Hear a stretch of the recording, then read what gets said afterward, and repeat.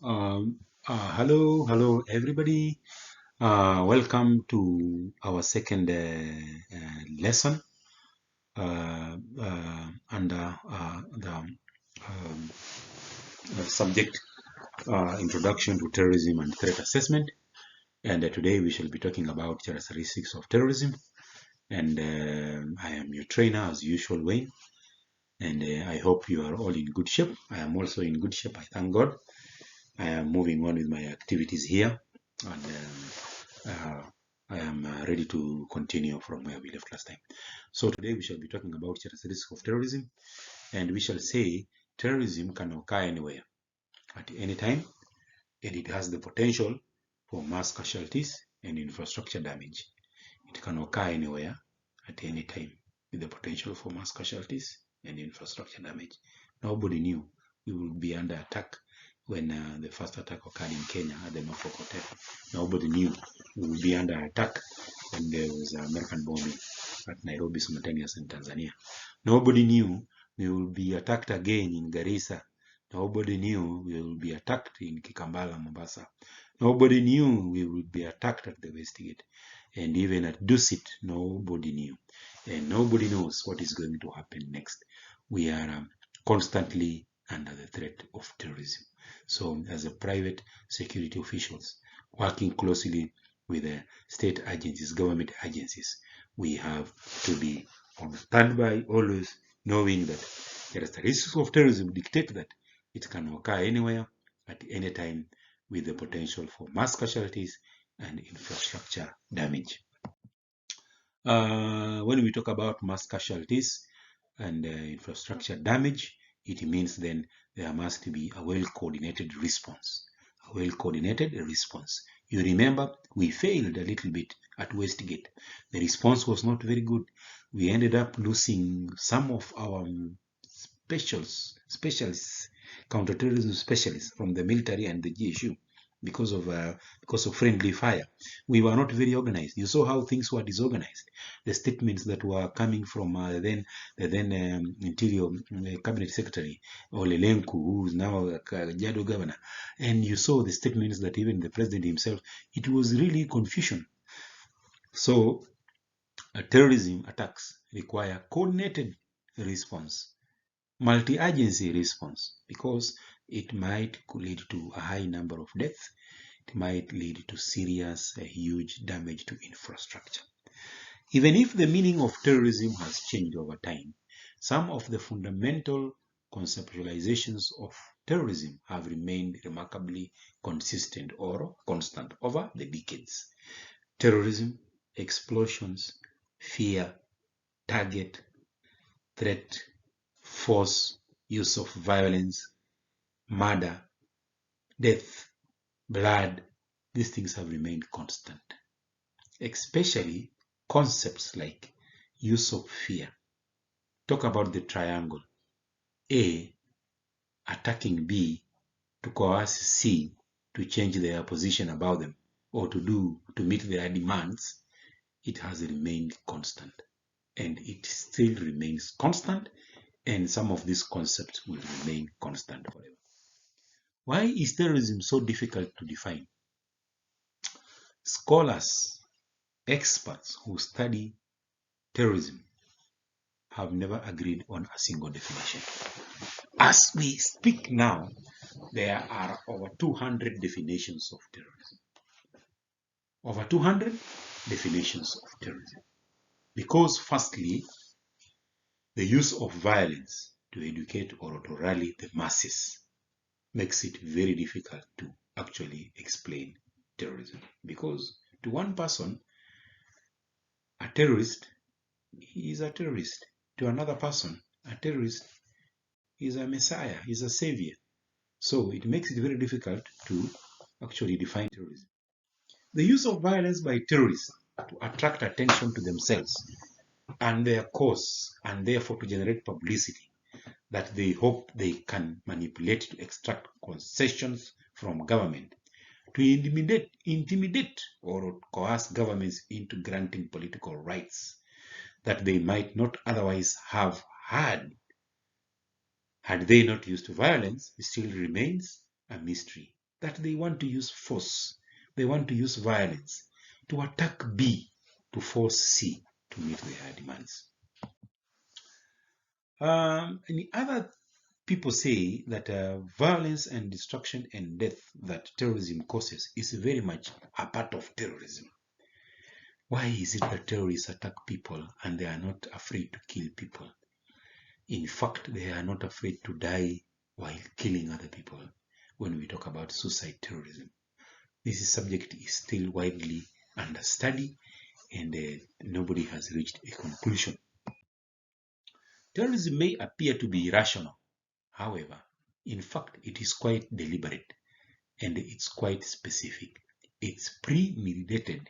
In fact, it's the use of violence directed against symbolic targets. It is planned, well arranged.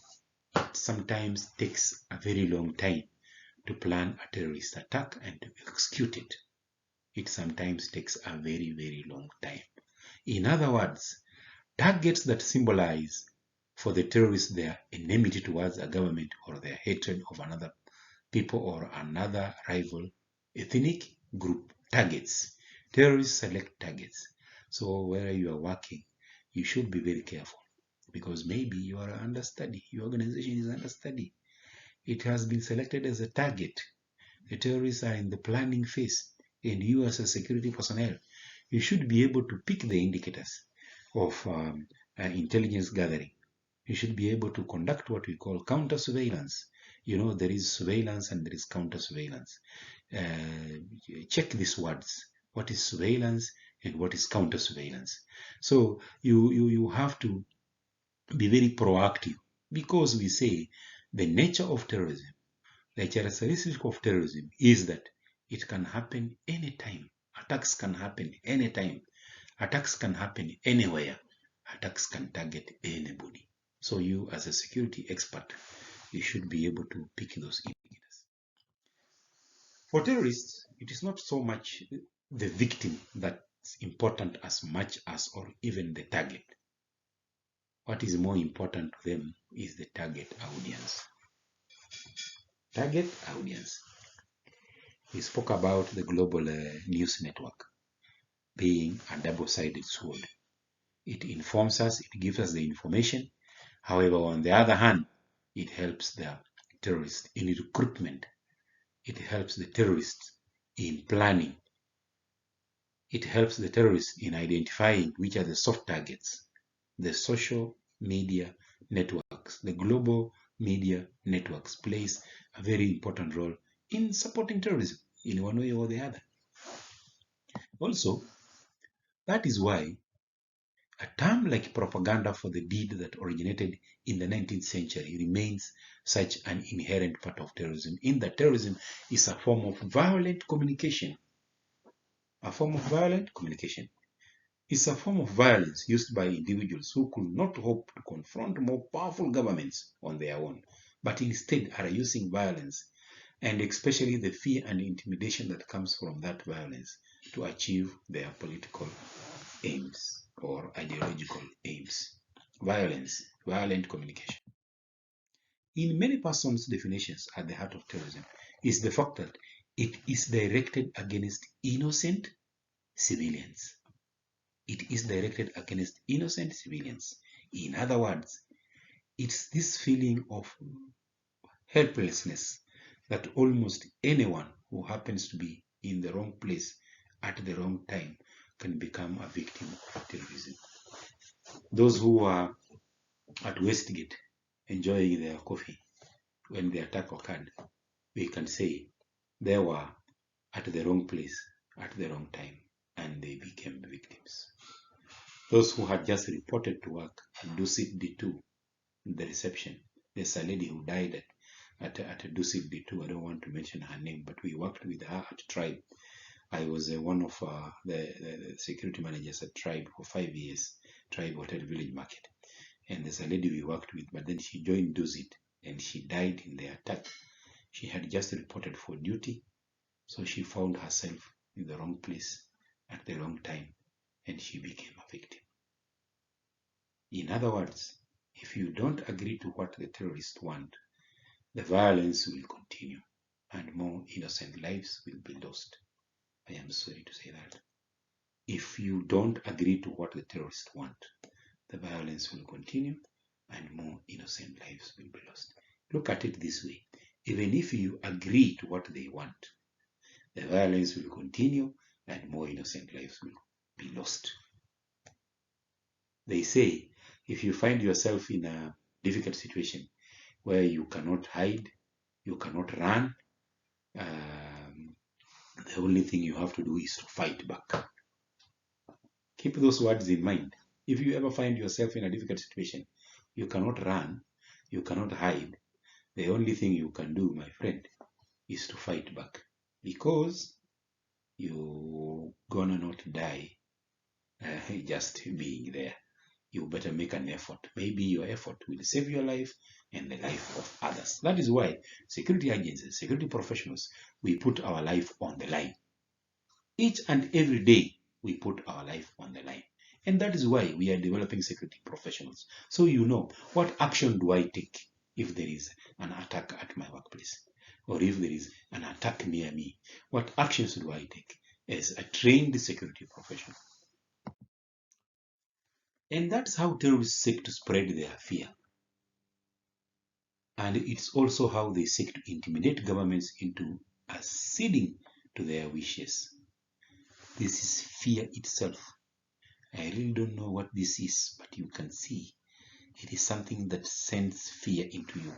It is a picture that sends fear into you. Some people, at the sight of blood, they will collapse. They will go into shock.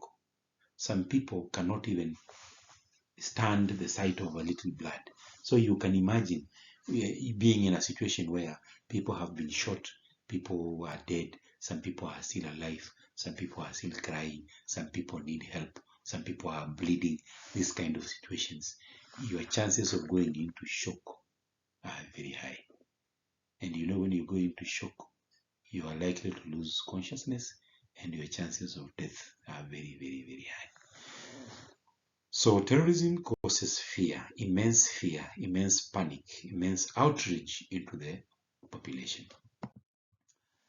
The second reason why terrorism has been so difficult to define is because scholars and experts themselves can't agree on a definition.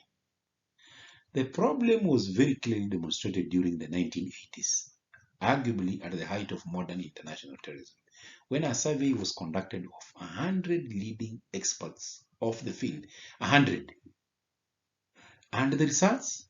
109 different definitions were provided by these 100. So 100 people, and the definitions provided were 109. Meaning there were some people, even themselves, who could not, and the experts who could not agree on their own personal definition. So they offered one definition and then they offered a second definition.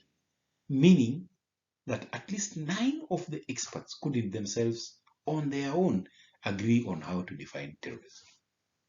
9 of them couldn't agree on their own that do I define it this way, or do I define it this way, or do I define it this way, until they ended up providing 2 explanations, 2 definitions, or 3 definitions. Terrorism is very difficult to define. 4 fundamental elements to defining terrorism. When you talk about terrorism, first you talk about violence or the threat of use of force. So all definitions of terrorism has to involve violence or the use of force. All the definitions of terrorism has to involve violence or the use of force. Second is that terrorism is inherently political. There is always a political attachment to terrorism. It's about achieving fundamental political aim that has been a constant ever since terrorism was first used in its very early origins with the French Revolution in a very different context. So there is an element of use of force, use of violence, an element of the political attachment to it. And then also third is fear or the terror, the anxiety, the concern that this violence generates and that terrorists feel that they are able to manipulate. And fourth is the threat of still more violence. In other words, all over the globe, people become afraid, concerned, and worried. I remember during the Westgate attack, Even people at home at Kapsabet were very worried. People at Nanyuki were very worried. People at Kisumu were very worried. And yet they were actually far away from the actual scene of the attack. The psychological effects or the psychological repercussions of terrorism include fear, panic, outrage, worry, and anxiety. These are some of the things that remain constant. You know, here at home in Kenya, we have come to realize it is very different even from Kenya if you compare Kenya and countries like where I am currently. Here, people are being treated for conditions like anxiety disorders, itchiness. There's a treatment for itchiness. There's a treatment for worry. You are given medicine. But in Kenya, we survive. There is nothing like that. It is very rare to get a person, especially in the rural home, who is going to hospital to be treated for anxiety. I don't know how we make it. I don't know how we make it through. It is just by God's grace. And that is why terrorism is also so closely associated with attacks on innocent civilians, because it is something that can happen to anyone. And that's where terrorists seek to harvest or to really manifest the fear that they can then manipulate and use to achieve their fundamental political objectives. Talk about terrorism, talk about characteristics. It can happen anywhere, it can happen anytime, it can happen to anyone. Talk about it causes violence, it uses a lot of force, it causes mass casualties, it causes great damage to infrastructure. These are some of the characteristics. Again, it is dynamic. You will never understand terrorism how it is growing. That is why they say they have to be lucky only once, but you have to be lucky always. You have to be lucky always, because you never know what time, where, what is the target. These are the characteristics. It is dynamic. You never understand. And that is why up to now, there is no single definition of terrorism. There are over 200 definitions. It is dynamic. It is something that is beyond understanding.